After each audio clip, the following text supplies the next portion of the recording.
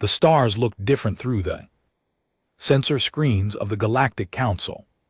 Ship Eternal Watch, Commander Velter, studied the readings with growing confusion. His blue-cowled fingers moved across the control panel as he tried to make sense of what his instruments were telling him. This cannot be right, he muttered in his native tongue. Energy readings from the third planet's orbit showed something massive, something that should not exist in this forgotten corner of space. Scout Captain Nixendra floated beside him, her tentacles wrapped around a data pad. Commander, I have run the scans 5 times. The readings are correct. There is a structure in orbit around the third planet that measures over 15 km in length. Feller's eyes narrowed. He had been exploring unknown systems for the Galactic Council for over 30 years. He knew what primitive worlds looked like. According to their records, this system contained a species called humans who had barely learned to split atoms. They were supposed to be hundreds of years away from building anything that could survive in space. Show me the historical data again, Balar ordered. The main screen filled with information about the Sol system. The last official survey had been conducted 200 years ago by a council exploration team. The report described humans as aggressive, but technologically backward. They used chemical rockets to reach their own moon. Their most advanced weapons used nuclear fission. The council had marked them as a species to check on again in a few hundred years. Perhaps our sensors are picking up an asteroid, suggested Communications Officer Teknar from his station. The humans might have moved one into orbit for mining. Nixendra's tentacles curled in disagreement.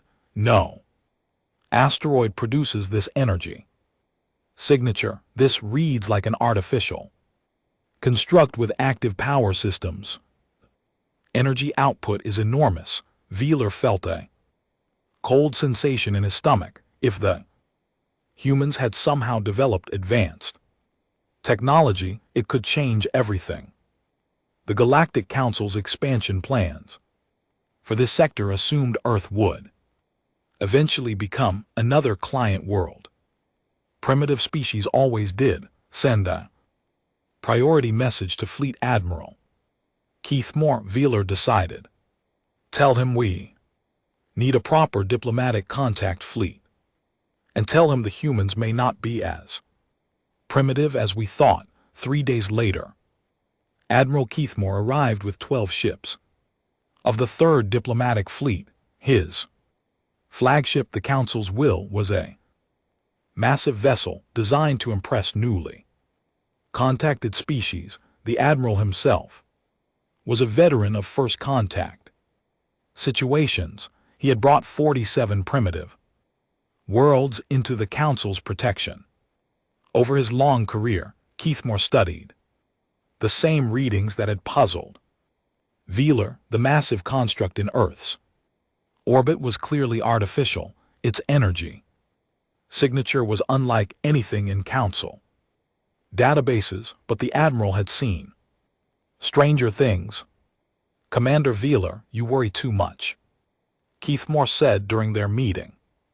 Yes, the humans have built something large, but size does not equal advancement. Perhaps they have learned to hollow out asteroids. Perhaps they have built a crude space station. We will approach, make contact, and bring them into the Council as planned.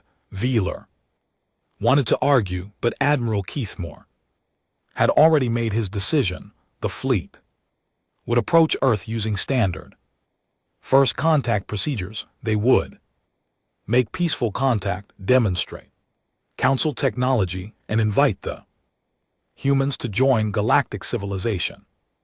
Under Council guidance, it had worked thousands of times before. The 12 Council ships moved toward Earth in Formation, their hulls gleamed with advanced metals, their weapons were powered down but ready, their shields hummed with energy that could stop asteroid impacts. To any primitive species, they would look like the ships of gods. As they approached the massive construct became clearer on their sensors. It was not a space station. It was a ship, the largest ship any of them had ever seen. Its hull was dark gray, metal that seemed to absorb sensor beams. Strange projections and structures covered its surface. Most disturbing of all, it was clearly built for war. Admiral reported sensor specialist Clickar. The construct is definitely a warship. I count hundreds of weapon ports along its hull. The armor plating is at least 3 m thick. This is not a peaceful vessel, Admiral Kethmore frowned. The humans had built a warship larger than anything in the Council fleet, but size did not equal capability. Their own ships had technology refined over thousands of years. Whatever weapons the humans had mounted on their giant ship, they could not compare to Council plasma cannons and quantum torpedoes. Open communication channels, the Admiral ordered. Use standard first contact frequencies. Let us see what these humans have to say for themselves. On board the human warship, Captain DeHyan sat in his command chair, watching the alien fleet approach. The bridge of the UES Titan's wrath was a study in calm efficiency. His crew moved with practiced precision, monitoring dozens of different systems. 12 ships in standard diplomatic formation, reported Tactical Officer Jin Woo. Their weapons are powered down, but their shields are active. Classic first contact approach. Dayan nodded. Humanity had been preparing for this moment for 50 years, ever since Earth's deep space monitoring stations had first detected alien communications. The human government had been planning. They knew this day would come. What do our intelligence files tell us about their fleet composition? DeHaan asked. Intelligence Director Hayowen consulted her displays. 1 heavy cruiser, 3 light cruisers, 8 escort frigates.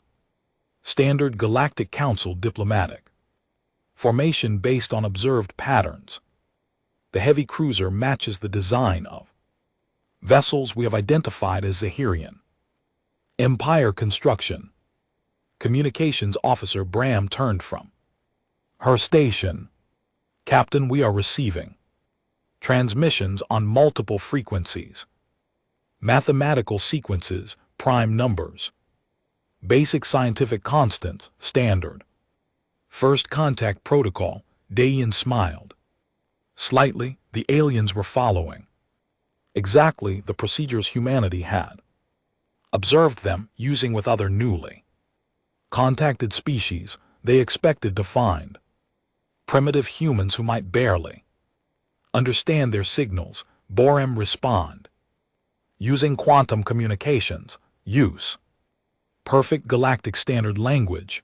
Tell them they have entered Terran defensive space and ask them to state their intentions.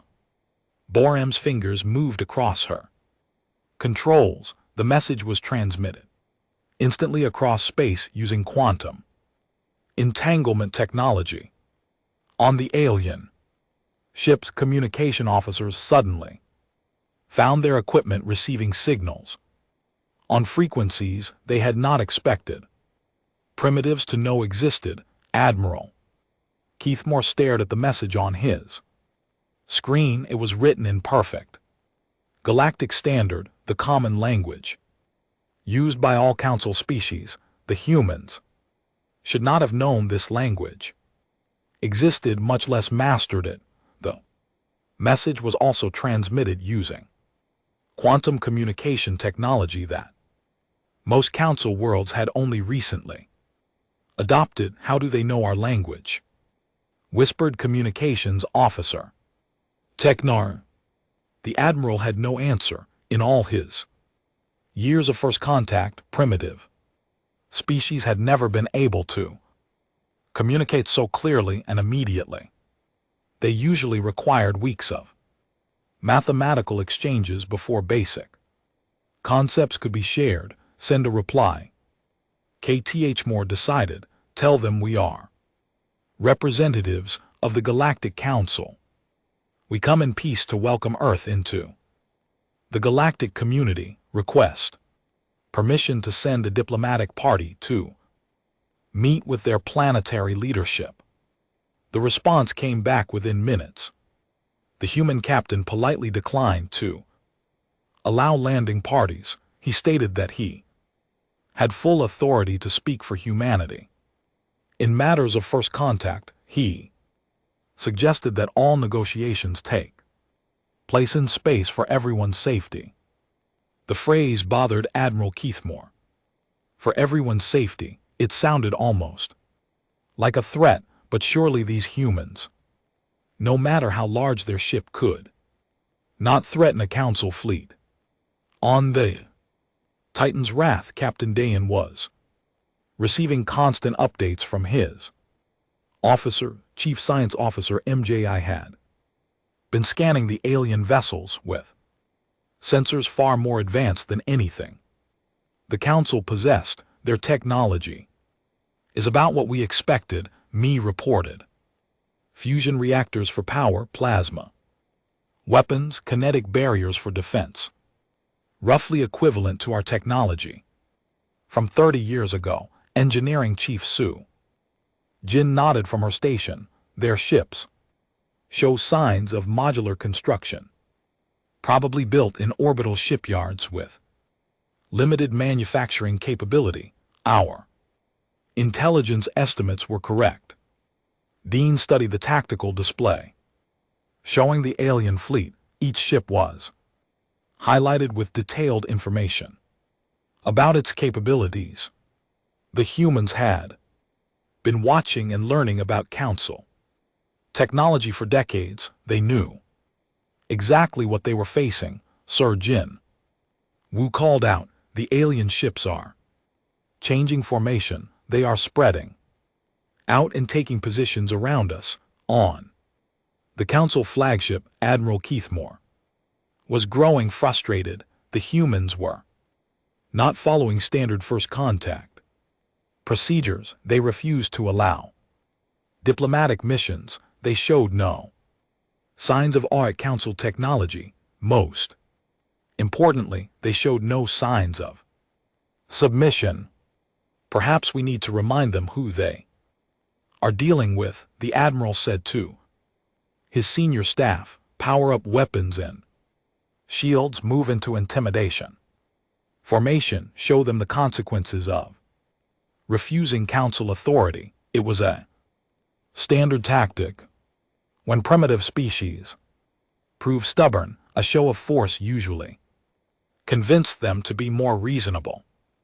The sight of advanced weapons and shields had brought countless worlds into line.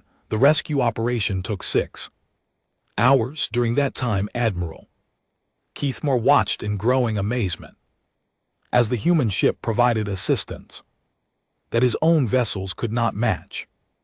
Their sensors could locate individual escape pods from impossible distances.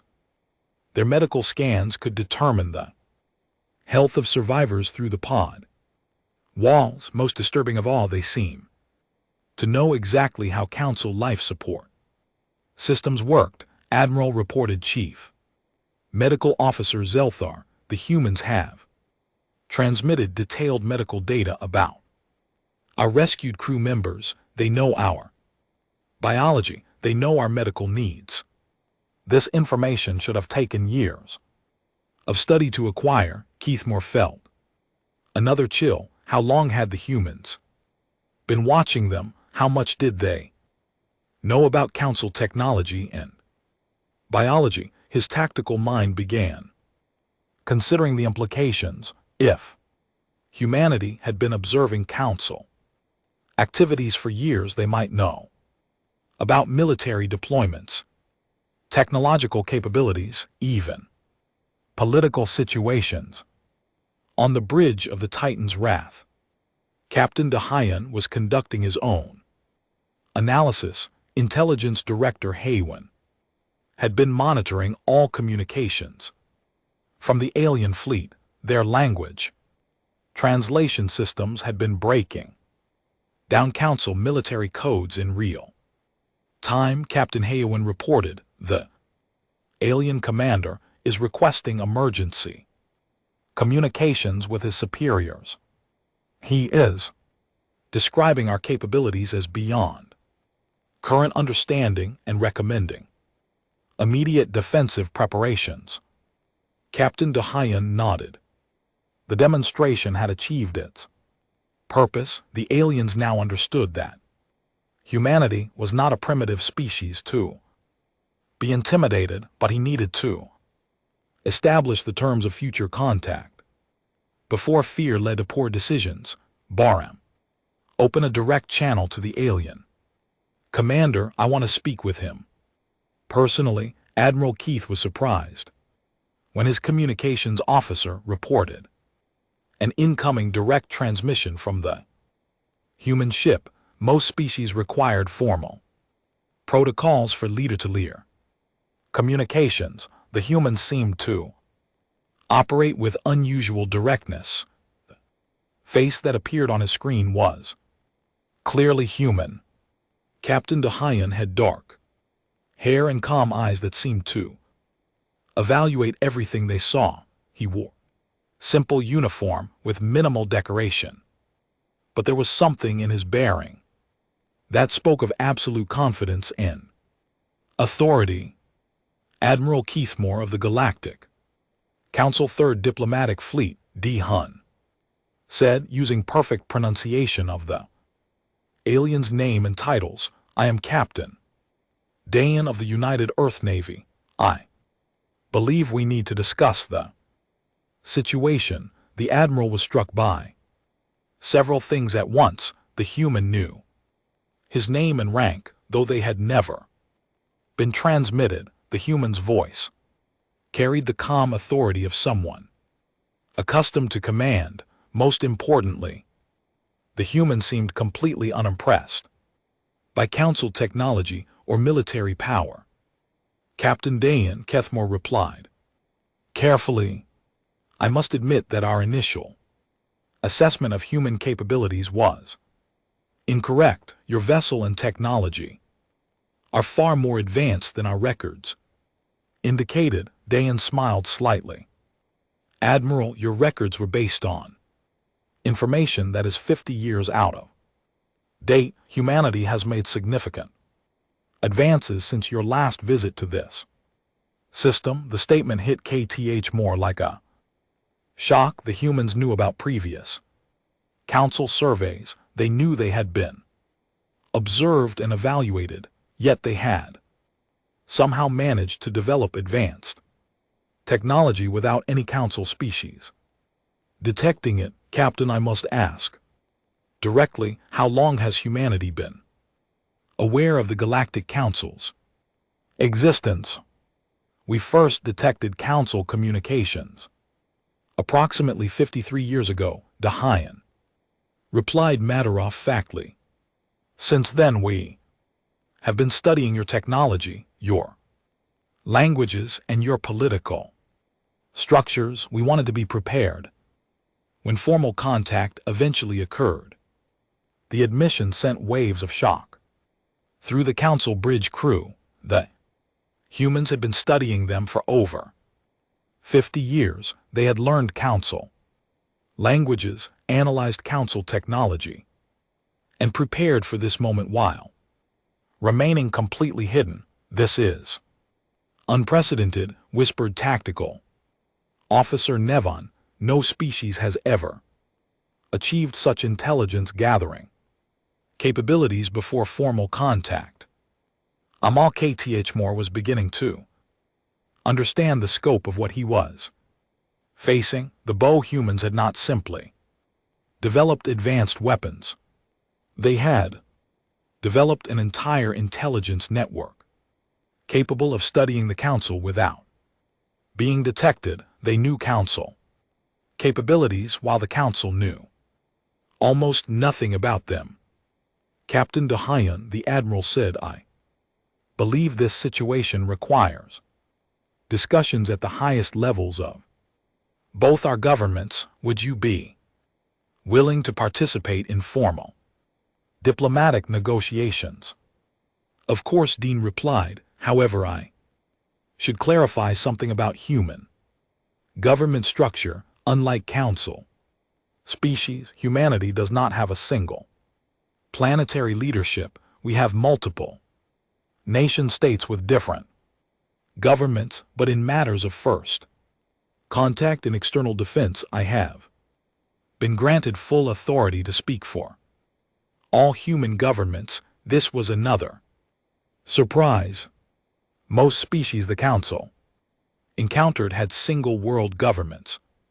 By the time they developed spaceflight, the idea of multiple governments on one world was unusual. The idea that they could coordinate effectively enough to grant one person authority over all of them was even more unusual. "What authority do you represent?" Keith Moore asked. "I'm an officer of the United Earth Navy, which handles all human military operations beyond our solar system. I also hold diplomatic credentials from the Terran Defense Council, which coordinates all human governments in matters of external contact. For the purposes of these negotiations, I can speak for all of humanity."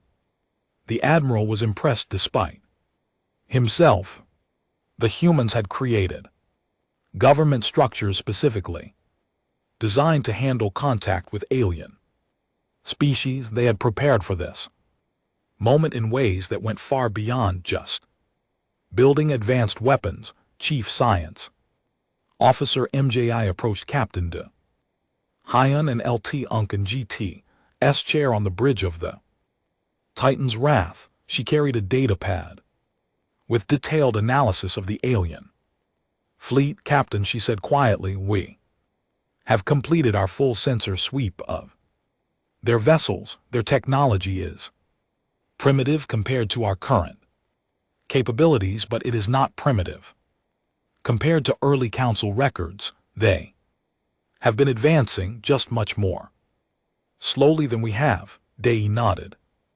"What is your assessment of their intentions?" "They appear to be following standard Council first contact procedures. Based on our observations of their previous contacts with primitive species, they expect to establish a protectorate relationship. They provide technology and protection in exchange for resources and political control. And their reaction to our demonstration." Me smiled. "They're terrified. Their communications indicate they have never encountered a species with capabilities that exceed their own. They are requesting emergency reinforcements and recommending defensive preparations throughout Council space." Captain Dean considered this information. Fear could lead to poor decisions. If the Council felt threatened enough, they might attempt a preemptive attack with larger forces. It was time to provide some reassurance while establishing clear boundaries. Admiral Keithmore Dayan said, continuing their conversation, "I want to assure you that humanity has no hostile intentions toward the Galactic Council. We are interested in peaceful coexistence and mutually beneficial relationships." The Basio Admiral felt some relief at these words. "That is good to hear, Captain. The Council has always sought to welcome new species into the galactic community. However," Dayan continued, "humanity will not accept a subordinate relationship. We are prepared to engage with the Council as equals, not as a client species.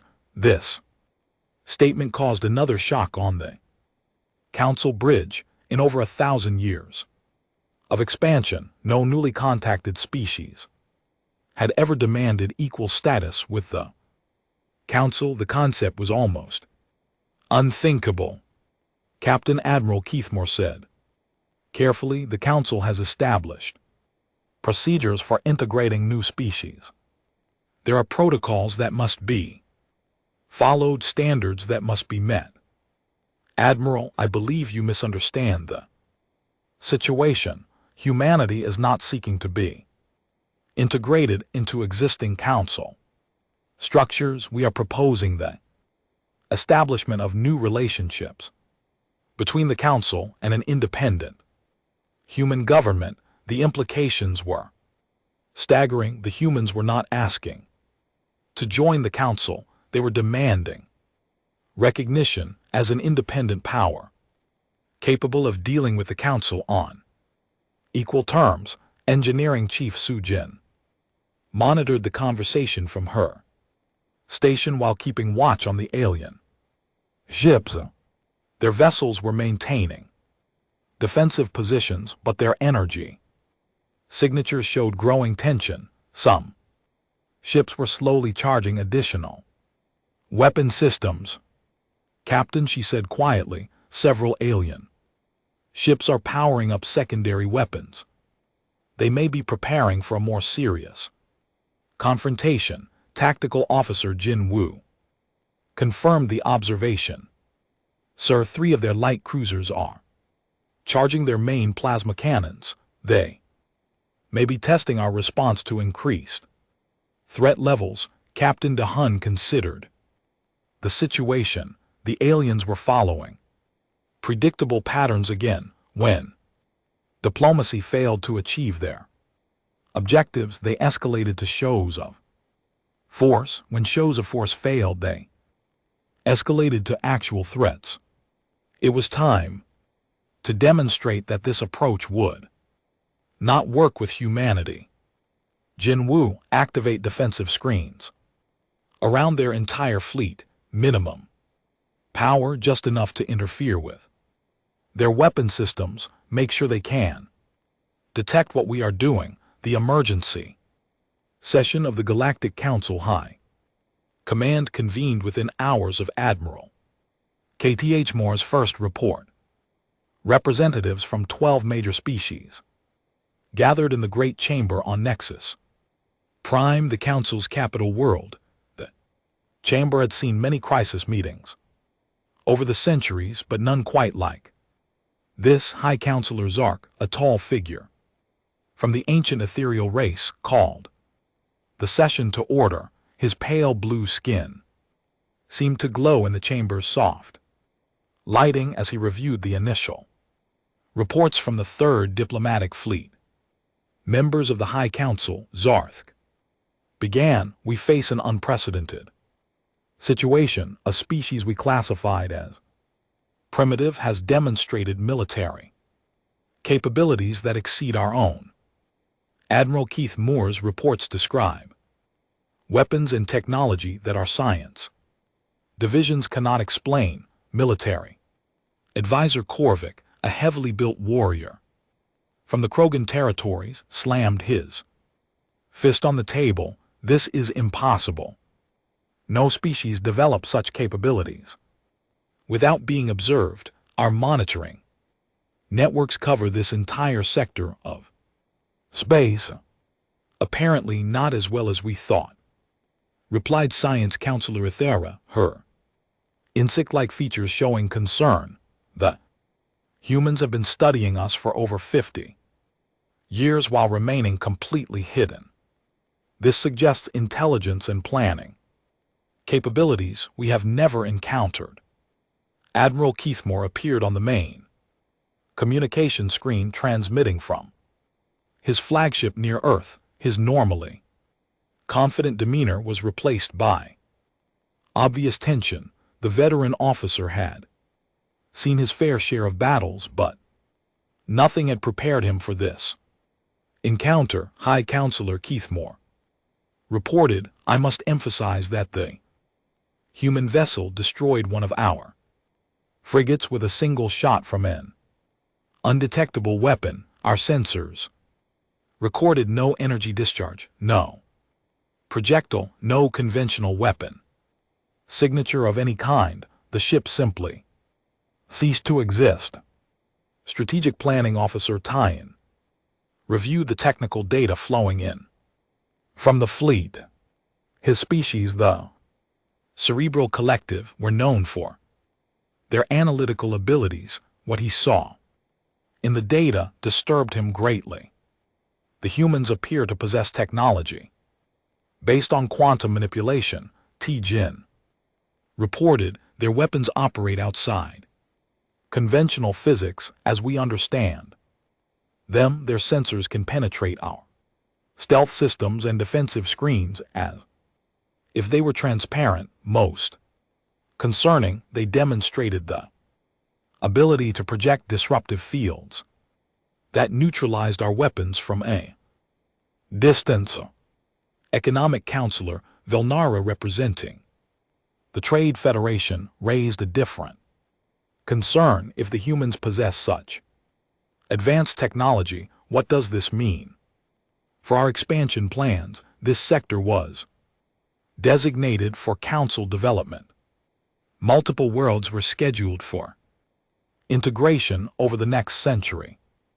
High Counselor Zark studied the star maps showing human territory. Earth's solar system was positioned strategically along several major trade routes. If humanity claimed a larger sphere of influence, it could disrupt Council expansion for decades.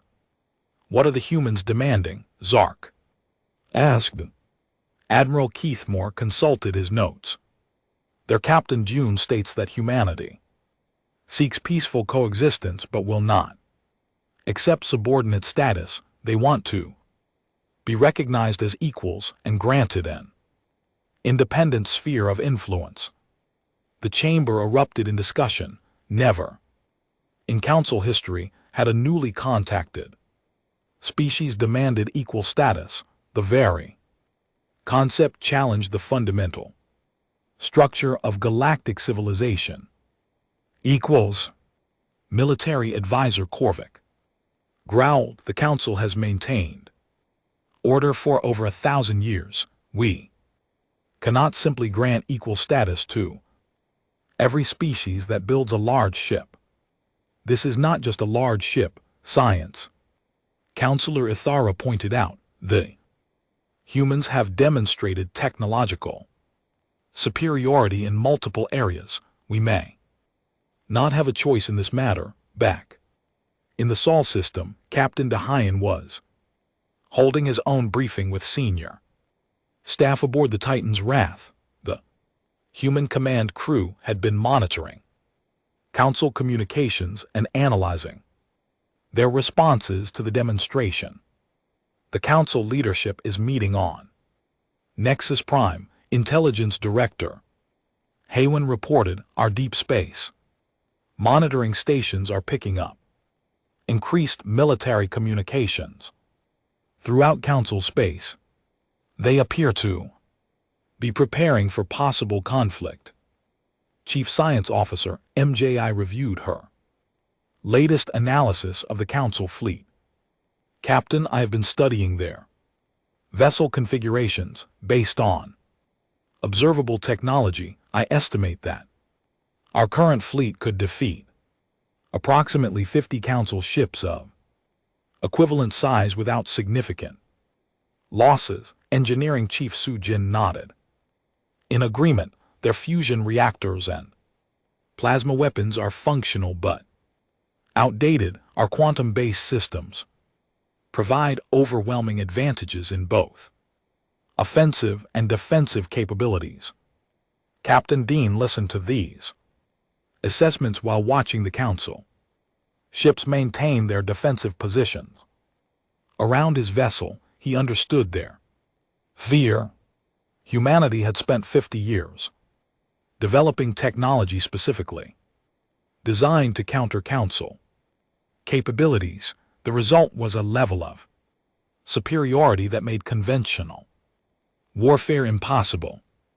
Sir Communications Officer Boram announced, "We are receiving a transmission from Admiral Keithmore." He states that Council leadership requires a more detailed demonstration of human capabilities before formal negotiations can begin. Dayan frowned. The Council was asking for additional proof of human strength. This could be a reasonable request for better understanding, or it could be an attempt to gather intelligence about human weaknesses. What kind of demonstration are they requesting? They want to observe human defensive capabilities against a simulated attack. They propose to conduct weapons tests against our shields and armor to better understand our technology. The request was both reasonable and dangerous, allowing the Council to test their weapons against human defenses would provide valuable intelligence to both sides, but it would also reveal the true extent of human superiority, which might drive the Council to desperate measures. Tactical Officer Jin Wu analyzed the proposal from a military perspective.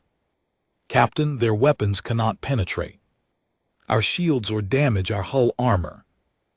Full demonstration would show them that their entire fleet combined could not seriously threaten the ship. That might cause panic," Intelligence Director Hywen warned. "If they realize their military forces are completely ineffective against human technology, they might attempt to call in reinforcements from across Council space." Captain DeHayen, "Consider the options. Complete demonstration would end any possibility of Council aggression, but it might also drive them to unite all their forces for a desperate attack. Limited demonstration might leave them with false hope and lead to future conflicts." Approved, he decided. "We will allow them to conduct weapons tests against our defensive systems, but we will also provide them with detailed analysis of what they observe. I want them to understand exactly what they are seeing." Admiral Keithmore was surprised when the human captain agreed to the weapons testing. Most species would have refused such a request, viewing it as potential intelligence gathering. The human willingness to demonstrate their capabilities suggested either supreme confidence or elaborate deception.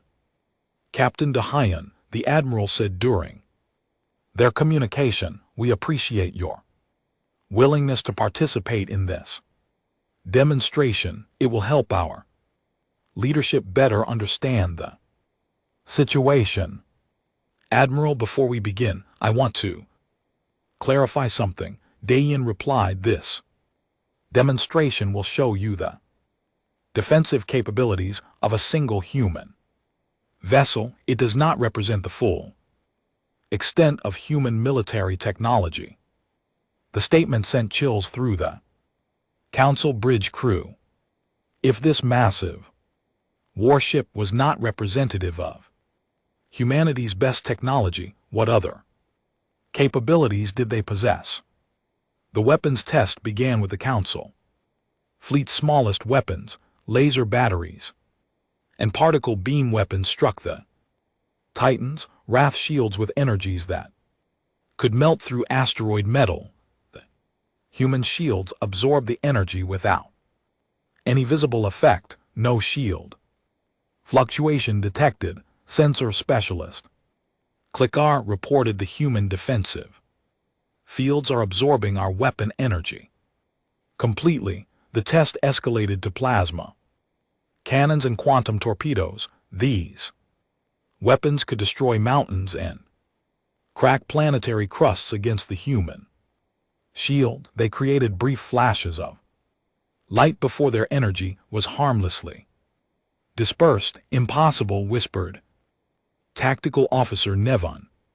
Those quantum torpedoes carry enough energy to level city. The human shields are not even fluctuating.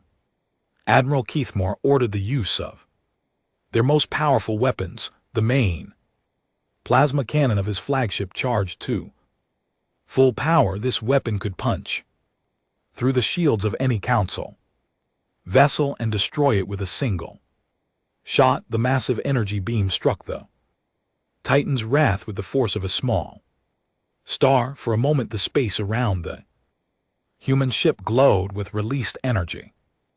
Then the light faded, revealing the human vessel completely undamaged. Shield integrity at 99.7%.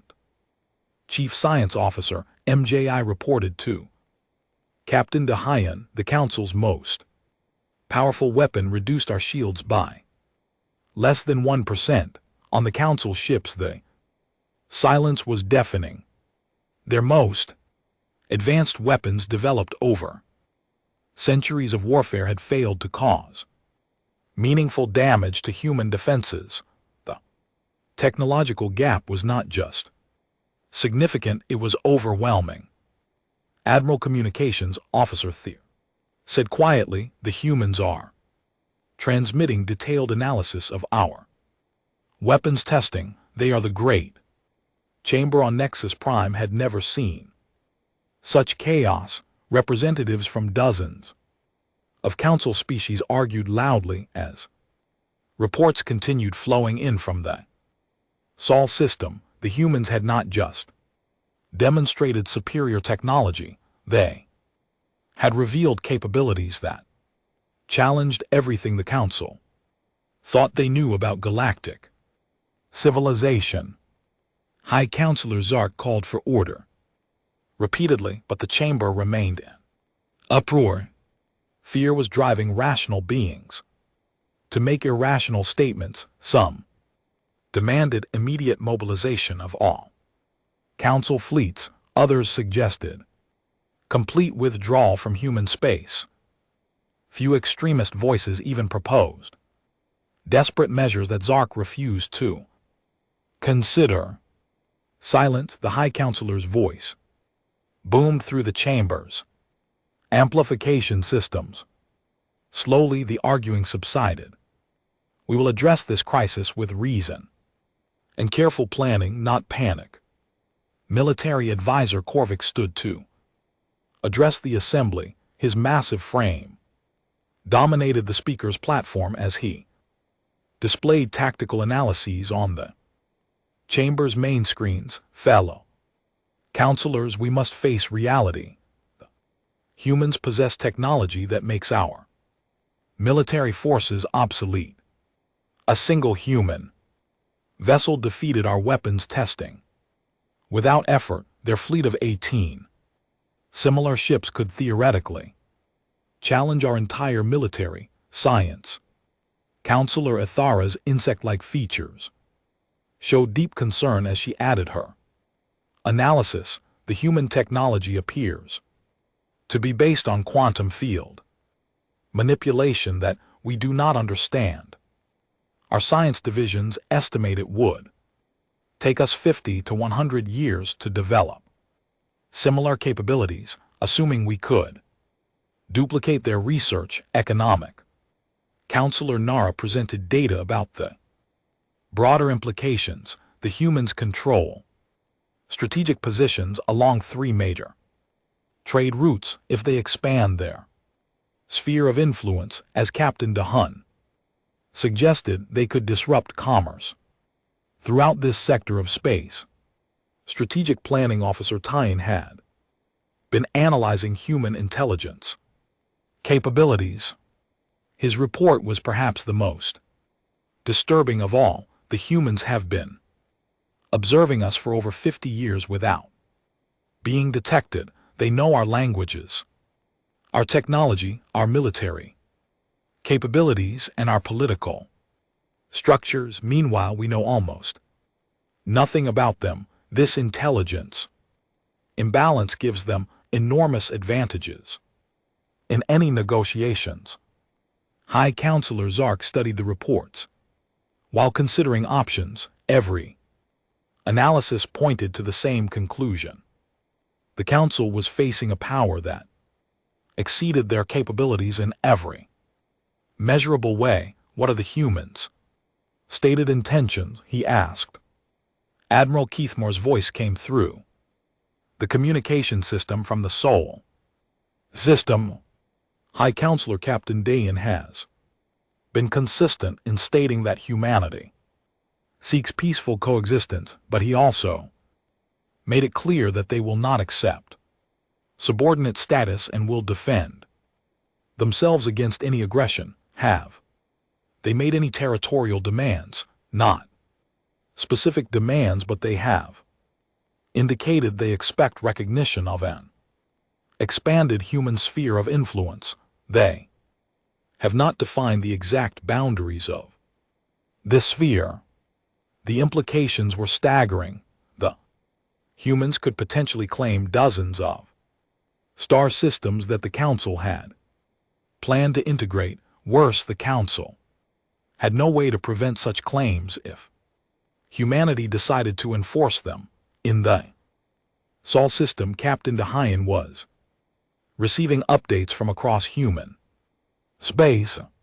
The first contact protocols had been activated throughout the Terran defense network. Every human colony, research station, and military base was now on alert and ready to respond to potential threats. Captain Intelligence Director Haywin reported, "Our monitoring stations are detecting massive increases in Council military communications. They appear to be mobilizing additional fleets from across their territory." Communications Officer Bram confirmed the intelligence reports.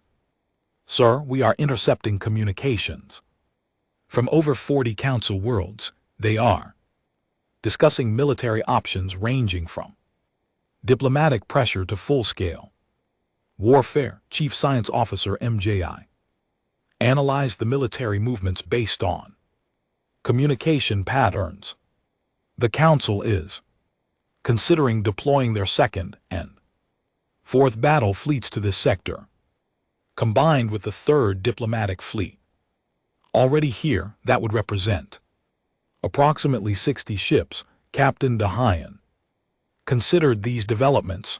The Council's fear was driving them toward military solutions that could only end in disaster for both sides. It was time to provide additional information that might encourage more reasonable approaches. Bram opened a channel to Admiral Keithmore. "I think it's time to share some additional facts about human defensive capabilities." Admiral Keithmore was surprised to receive another direct communication from the human captain. The Council leadership had been debating response strategies for hours without reaching any conclusions.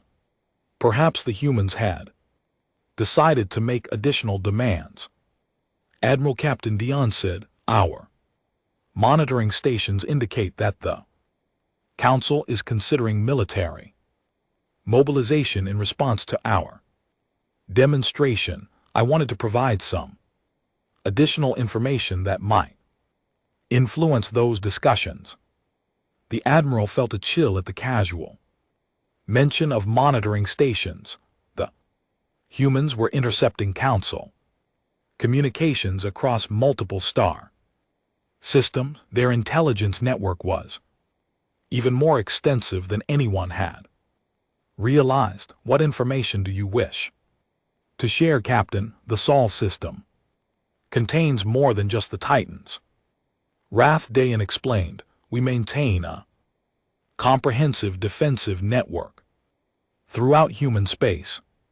I thought your leadership might want to understand what they would face if they chose military action." The transmission included detailed sensor data showing human defensive installations throughout the Solar system, orbital weapons platforms. Around Earth, Mars, and the asteroid belt, hidden bases on dozens of moons. And planetoids. Most shocking of all, massive defensive structures built inside asteroids that had been completely invisible to Council. Sensors, Admiral Sensor Specialist. Clickar said in a shaking voice, the humans have built weapons platforms throughout their entire star system. I count over 300 major installations, plus countless smaller defensive positions. The scope of human preparations was overwhelming. They had not simply built one advanced warship. They had militarized their entire solar system with technology the Council could not detect or counter. Captain de Hyun, Admiral K.T.H. Moore said carefully, this represents a massive military buildup. How long have these installations been in place? Construction began 47 years ago, Dean replied. We wanted to be properly prepared when formal contact with the Council eventually occurred. The timeline was devastating to Council assumptions. The humans had been building advanced military installations for nearly 50 years, all while remaining completely hidden from Council observation. It suggested planning and resource management capabilities that exceeded anything the Council had achieved. On Nexus Prime, the new intelligence caused fresh panic among Council leadership. High Counselor Zardik called for emergency sessions as military advisors tried to assess the scope of human defensive capabilities. The humans have essentially turned their entire star system into a fortress. Military advisor Korfik reported, our analysts estimate that a successful assault would require the majority of our military forces, and casualties would be catastrophic.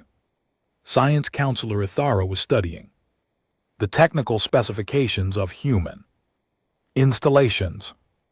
Many of these defensive platforms use the same quantum technology we observe on their warship. They appear to be capable of projecting defensive fields and offensive weapons across interplanetary distances. The implications were clear. Any military attack on human space would face not just their fleet of advanced warships, but hundreds of defensive installations using technology the Council could not counter. Strategic Planning Officer Tai Jin presented his analysis of human expansion capabilities. If the humans can build such installations in their home system, they can presumably build similar defenses around any worlds they choose to claim.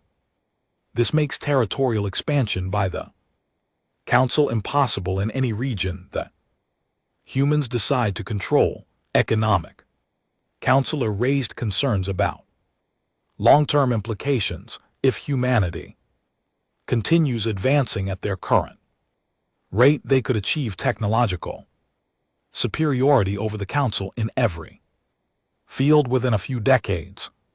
We may be witnessing the emergence of a new dominant power in galactic civilization. Back in the Sol system, Captain de Hyun was monitoring Council reactions to his revelations. The aliens were clearly struggling to understand how humanity had achieved such capabilities without being detected. Sir Engineering Chief Sujin reported, the Council ships are conducting detailed scans of our solar system. They are trying to map our defensive installations. Let them scan. Dei replied, they might as well understand what they are dealing with.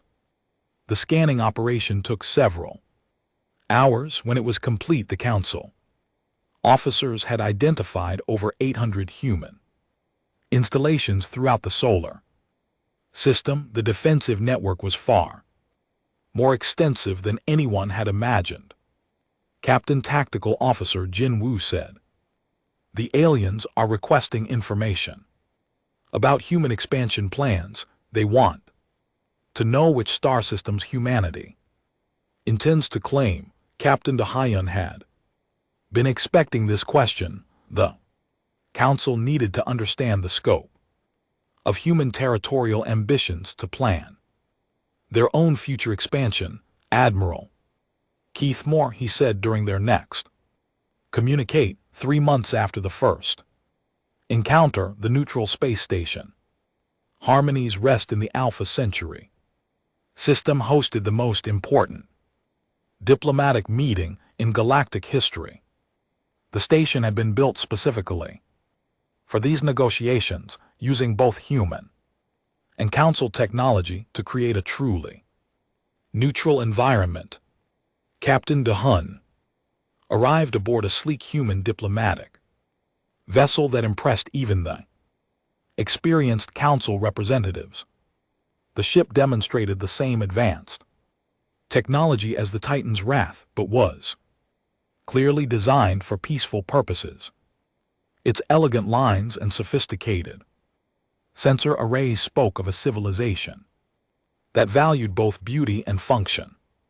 With him came a carefully selected team of human representatives. Ambassador Sanangi carried credentials from all major human governments. Her calm demeanor and perfect command of multiple Council languages immediately impressed the alien diplomats.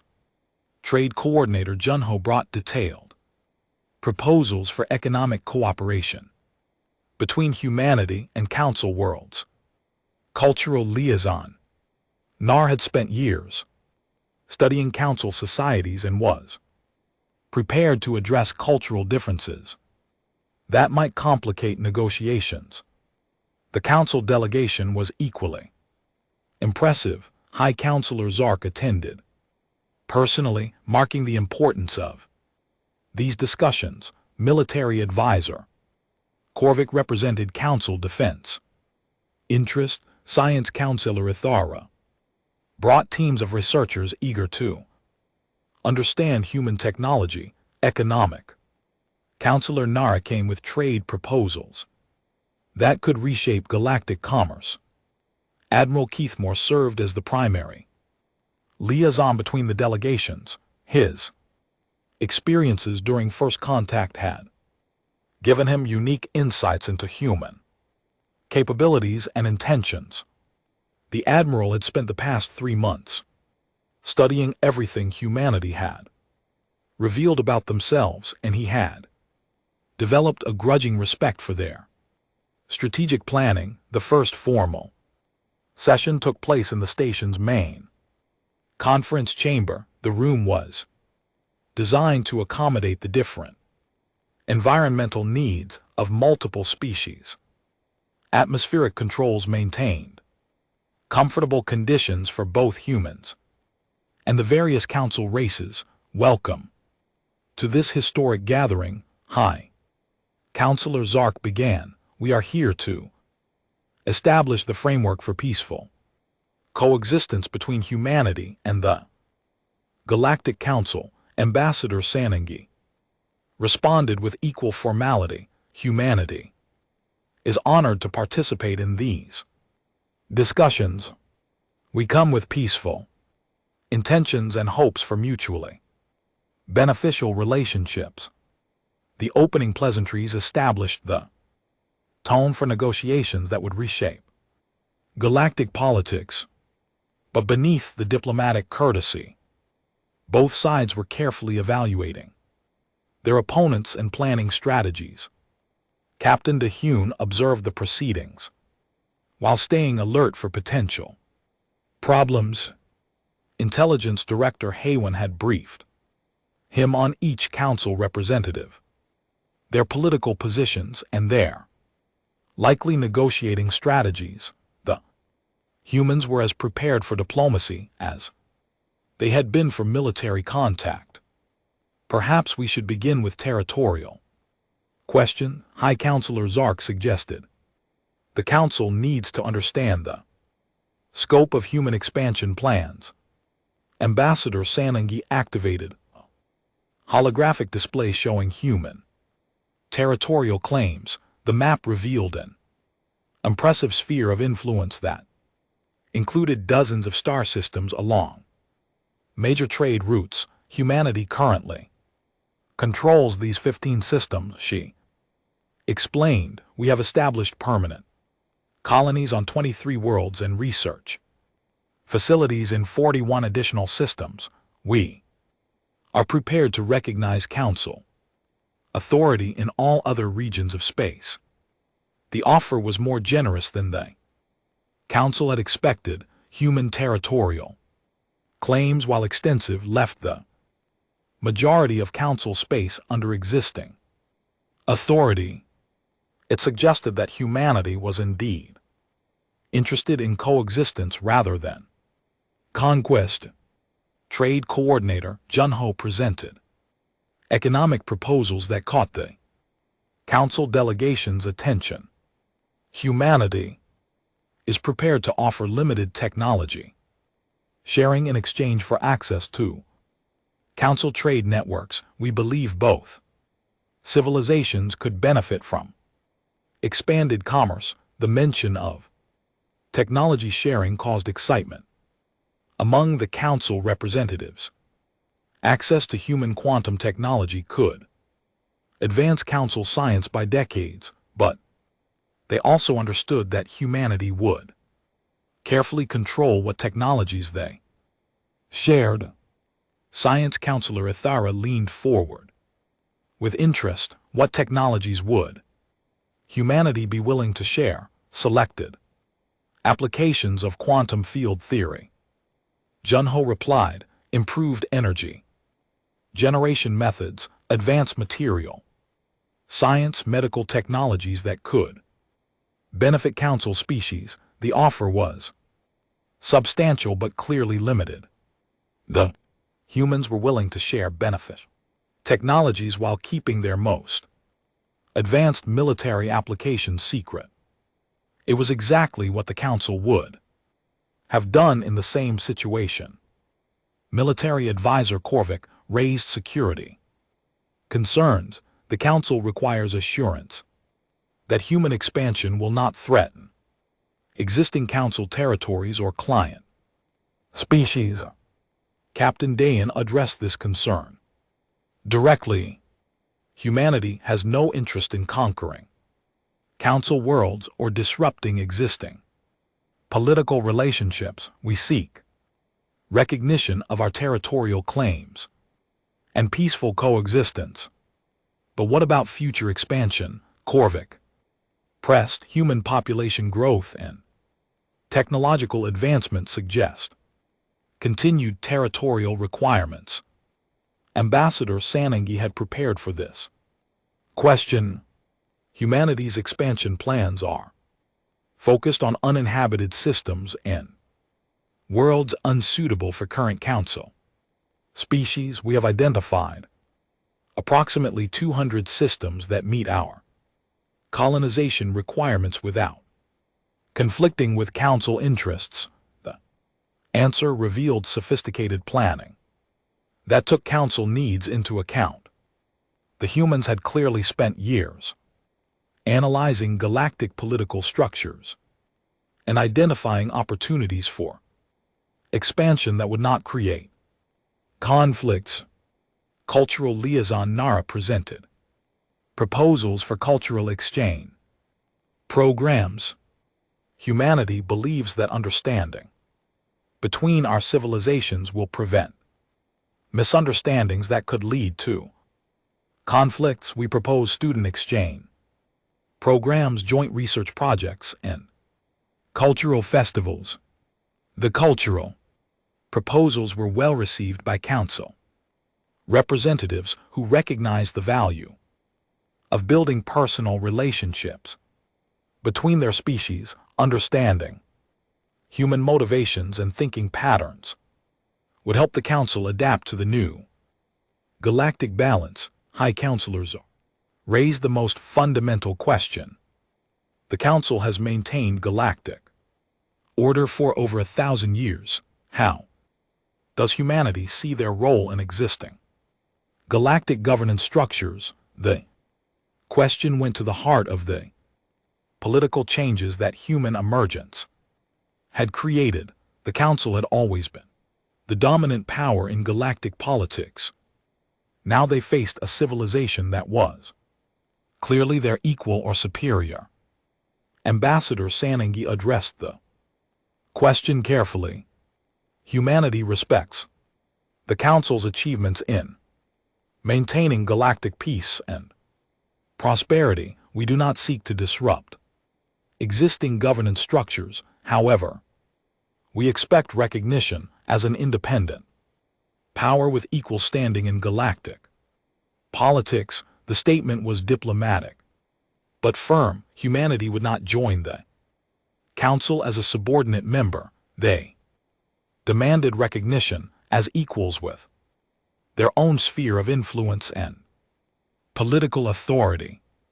Would humanity be willing to participate in joint security operations? Military advisor Korvik asked. The galaxy faces external threats that require coordinated responses. Captain DeHun exchanged glances with Ambassador Sanang. High before responding. Humanity is prepared to participate in mutual defense agreements against external threats. We believe cooperation between our military forces could benefit both civilizations. The offer of military cooperation was significant. It suggested that humanity saw the Council as potential allies rather than competitors, but it also implied that humanity expected equal partnership in any joint operations. Science Counselor Ithera raised technical questions about human technology. The quantum field applications we have observed appear to operate outside conventional physics. Would humanity be willing to share theoretical frameworks? Selected theoretical knowledge could be included in technology sharing agreements. Junho replied. However, some applications must remain restricted for security reasons. The answer was honest and expected. No civilization would share their most advanced military technologies with potential competitors. The fact that humanity was willing to share any theoretical knowledge was more generous than most species would be. Economic Counselor Velnara presented trade proposals that could benefit both civilizations. The Council controls extensive trade networks that could provide markets for human goods. In exchange, human controlled systems could provide access to resources and strategic positions. The trade discussions revealed the practical benefits of cooperation. Human territory included strategic locations that could improve Council trade efficiency. Council markets could absorb human products and provide access to exotic materials from across the galaxy. As negotiations continued over several days, patterns emerged that defined the new relationship. Humanity would be recognized as an equal power with extensive territorial rights. The Council would maintain authority over existing territories while gaining access to human technology and strategic cooperation. The breakthrough came when Captain DeHun made an unexpected revelation. Admiral Keithmore asked earlier about the scope of human military capabilities. I mentioned that the Titan's Wrath is scheduled for Dekami